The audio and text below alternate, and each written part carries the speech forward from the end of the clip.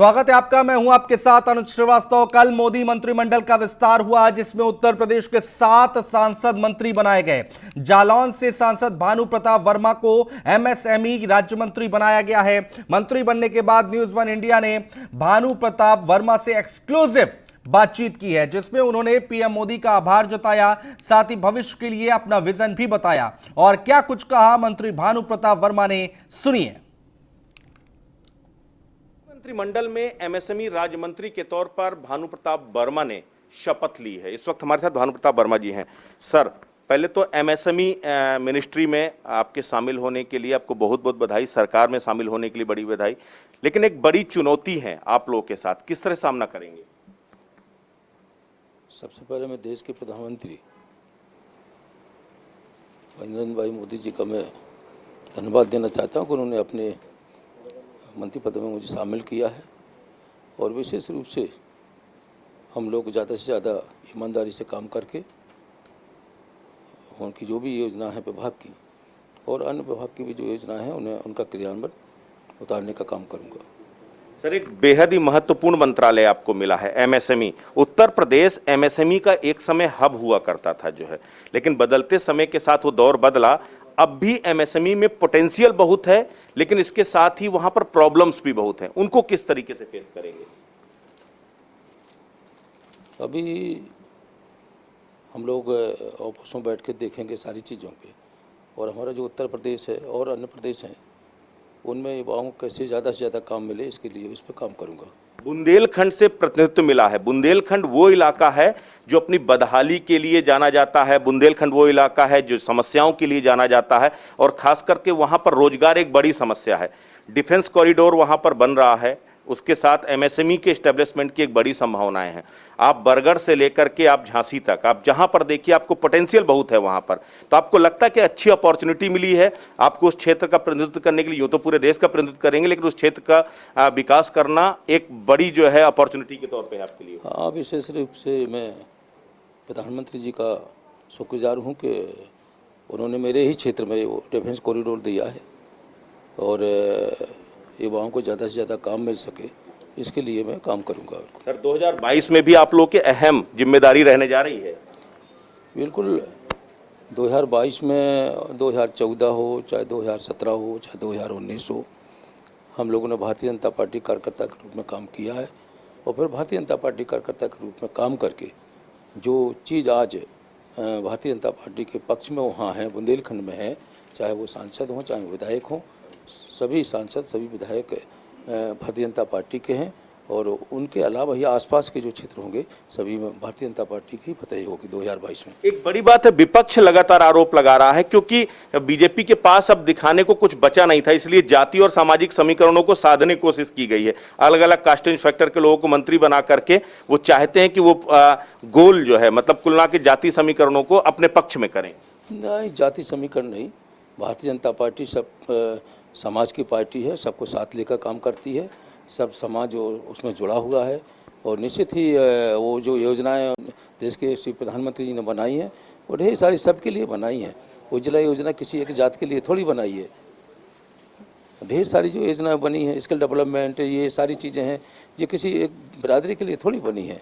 जो सारी योजनाएँ दी हैं देश के श्री प्रधानमंत्री ने, वो देश की जनता के लिए दी हैं। Thank you so much. तो बिल्कुल ये थे भानु प्रताप वर्मा जी, जिन्होंने साफ तौर पर कहा कि उन्हें जो भी जिम्मेदारी दी गई है उसे वो बखूबी निभाएंगे। वीडियो जर्नलिस्ट लोकेश के साथ Brajesh Shrivastava, News One India, Delhi. और लखीमपुर खीरी से सांसद अजय टेनी को केंद्र के गृह राज्य मंत्री की जिम्मेदारी मिली है। नई जिम्मेदारी मिलने के बाद अजय मिश्रा टेनी का कहना है कि मौजूदा सरकार चीन पाकिस्तान से निपटने के लिए सक्षम है। और क्या कुछ कहना है अजय मिश्रा टेनी का, सुनिए।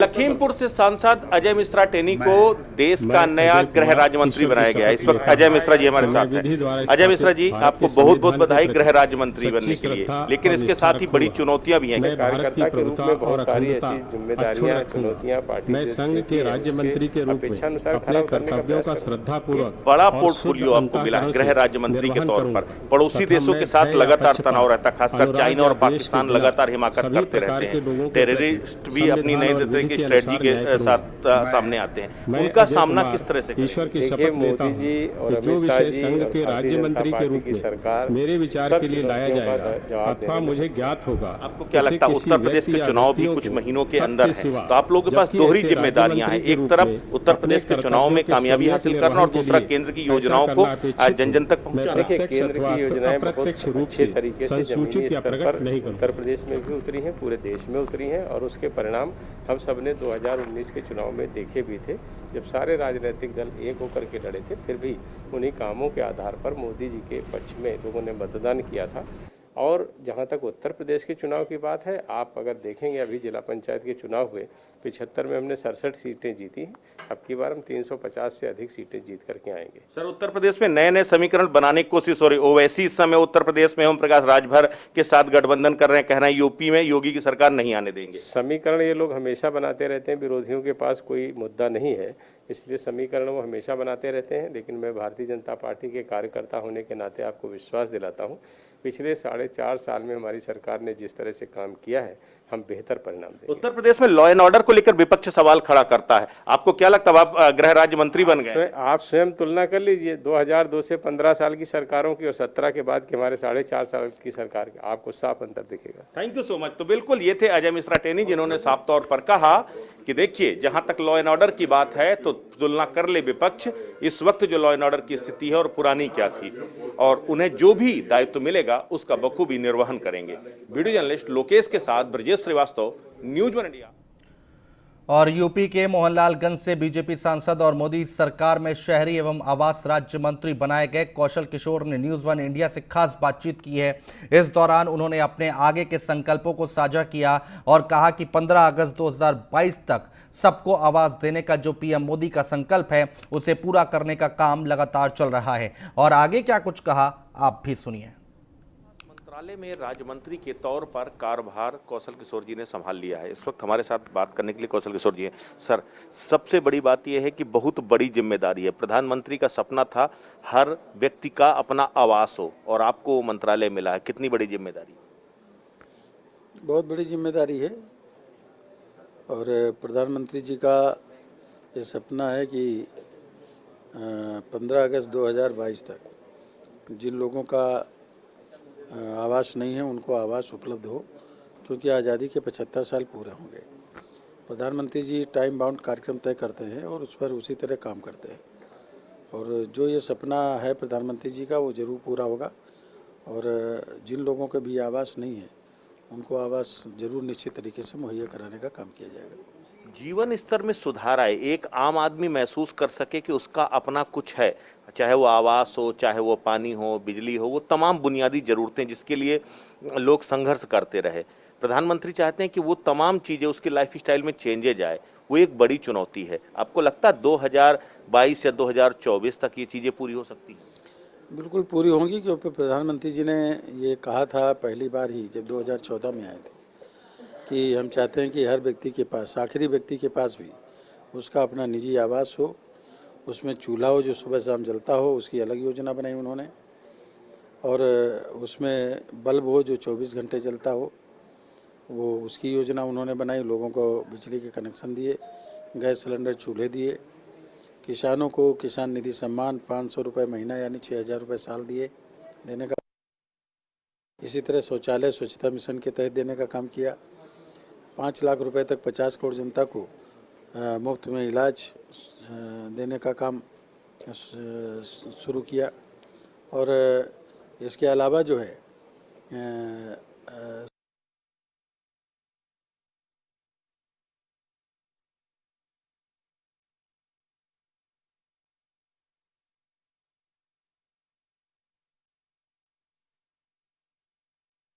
दिन की मनरेगा की मजदूरी, और शहर के अंदर अगर उसकी अपनी ज़मीन है तो 2.5 लाख रुपए का आवास उसे उपलब्ध कराने का काम कर रहे हैं। तो माननीय प्रधानमंत्री जी पूरी तरीके से इस योजना को पूरा करने के लिए कर रहे हैं, और लोगों को पानी भी मिले इसके लिए जो है घरों घरों तक पाइपलाइन बिछवाकर सन 2024 तक पानी पहुंचाने का काम करेंगे। सर, इस मंत्रालय में एक चुनौती और भी है, आवास सबको मिले लेकिन गुणवत्तापूर्ण हो आवास, और सबसे बड़ी बात है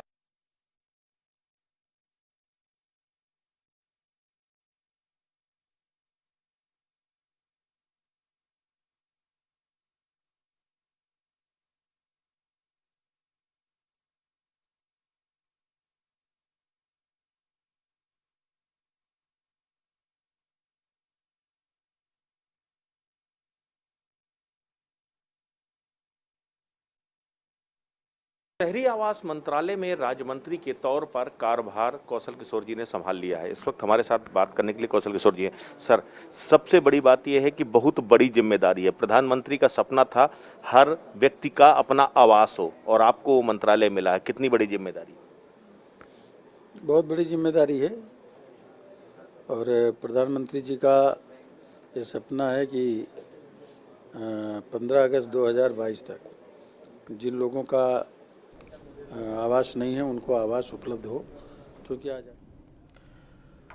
तो ये मोदी कैबिनेट के नए मंत्री जो कि हमने सुनाया आपको कि उनका क्या कुछ कहना है, क्या कुछ रणनीति है, आगे की चर्चा कर रहे थे। लखनऊ से एक बड़ी खबर है। राज्य निर्वाचन आयोग पहुंचा सपा डेलीगेशन। ब्लॉक प्रमुख का नामांकन में अराजकता की शिकायत की है। प्रदेश अध्यक्ष नरेश उत्तम ने आयोग को सौंपा है ज्ञापन। तो ये लखनऊ से हम आपको बड़ी खबर बता रहे हैं। राज्य निर्वाचन आयोग सपा डेलीगेशन पहुंचा है और ब्लॉक प्रमुख नामांकन में अराजकता की शिकायत की है। प्रदेश अध्यक्ष नरेश उत्तम ने आयोग को ज्ञापन सौंपा है। लखनऊ से बड़ी खबर हम आपको बता रहे हैं, अहम खबर है।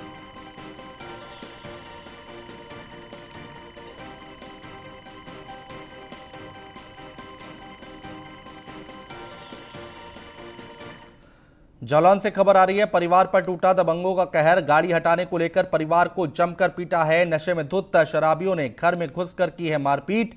मारपीट का वीडियो सोशल मीडिया पर वायरल हो रहा है। उरई कोतवाली क्षेत्र के इंदिरा नगर मोहल्ले का यह मामला है। तो जालौन की तस्वीरें हम आपको दिखा रहे हैं, जहां पर परिवार पर टूटा दबंगों का कहर। गाड़ी हटाने को लेकर परिवार को जमकर पीटा है। नशे में धुत शराबियों ने घर में घुसकर मारपीट की है। मारपीट का वीडियो सोशल मीडिया पर वायरल हो रहा है। उरई कोतवाली क्षेत्र के इंदिरा नगर मोहल्ले का ये मामला है।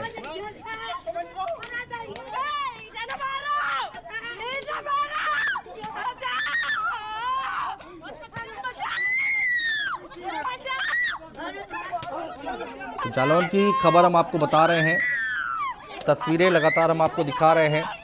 मारपीट का वीडियो ये सोशल मीडिया पर वायरल हुआ है। नशे में धुत शराबियों ने घर में घुसकर मारपीट की है।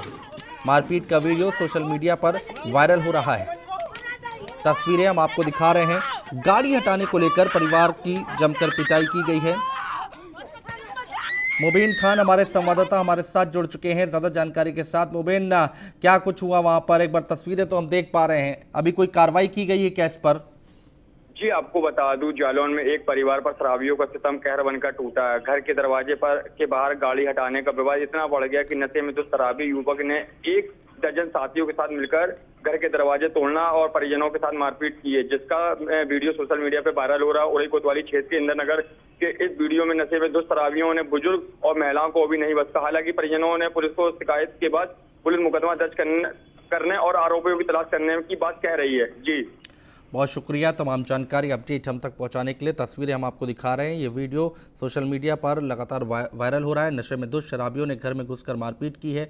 फिलहाल जो लोग हैं उनको ढूंढने की कोशिश की जा रही है। उरई कोतवाली क्षेत्र के इंदिरा नगर मोहल्ले का ये मामला है। मारपीट का वीडियो सोशल मीडिया पर वायरल हो रहा है। जालौन से खबर है। परिवार पर टूटा दबंगों का कहर। गाड़ी हटाने को लेकर परिवार को जमकर पीटा है। चलिए बढ़ते आगे। उत्तर प्रदेश में अगले साल होने वाले विधानसभा चुनाव को लेकर सरगर्मियां तेज हैं। AIMIM चीफ असदुद्दीन ओवैसी ने आज सुहेलदेव भारतीय समाज पार्टी के अध्यक्ष ओम प्रकाश राजभर से मुलाकात की है। सूबे में मुस्लिम वोट बैंक और दलितों और पिछड़ों के वोट को लेकर जंग छिड़ी हुई है। ऐसे में इन दोनों नेताओं की मुलाकात के मायने क्या हैं, इस रिपोर्ट में देखिए। ओवैसी राजभर की मुलाकात क्या गुल खिलाएगी बंद कमरे की बात? भागीदारी संकल्प मोर्चा बिगाड़ेगा खेल। मुस्लिम ओबीसी वोट करेंगे सबके मंसूबे फेल। अगले साल यूपी में होने वाले विधानसभा चुनाव से पहले उत्तर प्रदेश में मुस्लिम वोट को लेकर रस्साकसी तेज हो गई है। सभी दल मुस्लिम वोटों को अपने पाले में लाने के लिए अपने अपने तरीके से रणनीति बनाने में जुट गए हैं। इसी कड़ी में AIMIM के मुखिया असदुद्दीन ओवैसी और सुहेलदेव भारतीय समाज पार्टी के अध्यक्ष ओम प्रकाश राजभर की मुलाकात सूबे में अहम मानी जा रही है। हालांकि असदुद्दीन ओवैसी पहले ही यूपी में 100 सीटों पर चुनाव लड़ने का ऐलान कर चुके हैं। दोनों नेताओं ने विधानसभा चुनाव को लेकर सीटों के बंटवारे पर मंथन किया। कि हमारी उनकी मुलाकात मोर्चे में संगठन कहाँ तक हमारा ठीक है, कहाँ अभी कमज़ोर है, उसको कैसे ठीक किया जाए, इस पर चर्चा हुई। दूसरा, प्रदेश में कहाँ कहाँ हम लोग कार्यक्रम करें, उस पर चर्चा हुई। और आने वाले दिनों में और कौन कौन से दल अपने साथ जोड़ा जाए, इस पे चर्चा हुई है। उत्तर प्रदेश में मुस्लिम वोट काफी सीटों पर निर्णायक भूमिका में है, लिहाजा विपक्षी दल भी मुस्लिमों को रिझाने में लगे हैं। उत्तर प्रदेश में करीब 20% मुस्लिम वोट बैंक हैं। 403 विधानसभा सीटों में से करीब 125 विधानसभा सीटों पर अल्पसंख्यक वोट ही नतीजों में अहम भूमिका निभाते हैं। जनसंख्या की बात करें तो यूपी में करीब 3,84,00,000 मुसलमान हैं, यानी कुल आबादी का 19.3% मुस्लिम है। 73 सीटों पर 30% से ज्यादा मुस्लिम वोटर्स हैं। आखिर में बीजेपी क्यों परेशान है, सपा क्यों परेशान है, बसपा क्यों परेशान है, कांग्रेस क्यों परेशान है? आज के तारीख में हमारे पास 100 में 65% वोट हमारा है और 35 में भी बंटवारा है। जो अति पिछड़ों की आबादी 43%, मुसलमान की आबादी 22%। ये आज उस वोट पे सारी लोगों की निगाह की वो हमारा है। इन दोनों नेताओं का भागीदारी संकल्प मोर्चा उत्तर प्रदेश में छोटे छोटे राजनीतिक दलों को एक साथ लाने की कोशिश कर रहा है। संकल्प मोर्चा का वोट बैंक भी दलित, पिछड़ी जातियां और मुस्लिम वोट है, लिहाजा सपा और बसपा को सबसे ज्यादा नुकसान हो सकता है। उत्तर प्रदेश में लगभग 17 ऐसी जातियां हैं जिनको लेकर भागीदारी संकल्प मोर्चा अपना प्रभाव डाल सकता है। इनमें केवट, मल्लाह, निषाद, कुम्हार, प्रजापति, बिंद और राजभर प्रमुख हैं। इनकी आबादी उत्तर प्रदेश में लगभग 13% के करीब है। 2017 के चुनाव में इन जातियों ने बीजेपी को अपना समर्थन दिया था। अगर ये जातियां भागीदारी मोर्चे की तरफ गईं तो बीजेपी को भी नुकसान होना तय है। सूबे में पूर्वांचल के क्षेत्र में ओम प्रकाश राजभर की पार्टी मजबूत स्थिति में है। राजभर समुदाय की आबादी भले 3% है, लेकिन पूर्वांचल में समुदाय की आबादी लगभग 12 से 22% है। राजभर समुदाय पूरे राज्य के करीब 50 विधानसभा सीटों पर असर डाल सकती है। जाहिर है ओवैसी और ओम प्रकाश राजभर की मुलाकात सूबे के समीकरण को नया अंजाम दे सकता है। Bureau report, news 1 India. और खबरों में आगे बढ़ो उससे पहले आपको बता दें, जौनपुर से इस वक्त की एक बड़ी खबर आ रही है। मंत्री की शह पर हो रहा बीडीसी सदस्यों का अपहरण। चुनाव हारते देख घबराए बीजेपी के मंत्री। बीडीसी सदस्यों के अपहरण से खुटहन ब्लॉक में आक्रोश है, गुस्सा है। तो जौनपुर से बड़ी खबर हम आपको बता रहे हैं, अहम खबर है।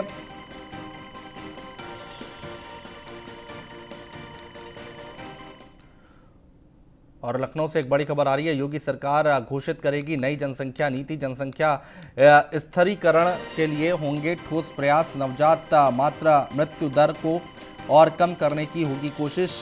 किशोरों बुजुर्गों की देखभाल और पोषण के लिए भी होंगे प्रबंध। 11 जुलाई को सीएम जारी करेंगे जनसंख्या नीति 2021-30। विश्व जनसंख्या दिवस पर सीएम योगी करेंगे घोषणा। जनसंख्या संतुलन के लिए समुदाय केंद्रित कार्यक्रम की जरूरत है, ये मुख्यमंत्री की तरफ से कहा गया है।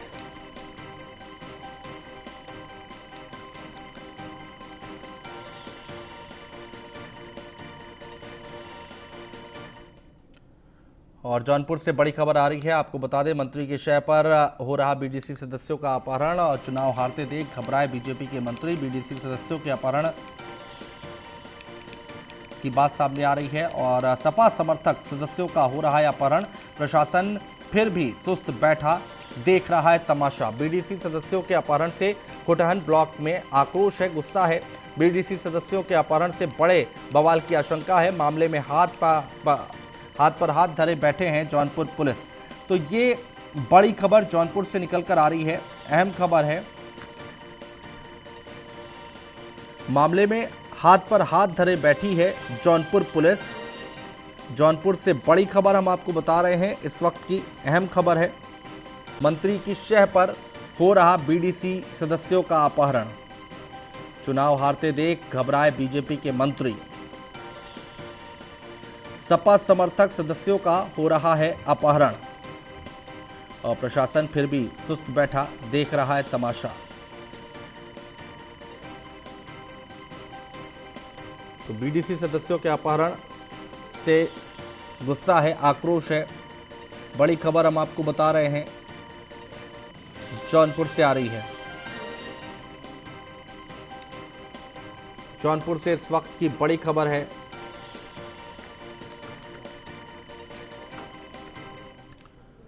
और फिलहाल हमारे इस बुलेटिन में इतना ही। नमस्कार।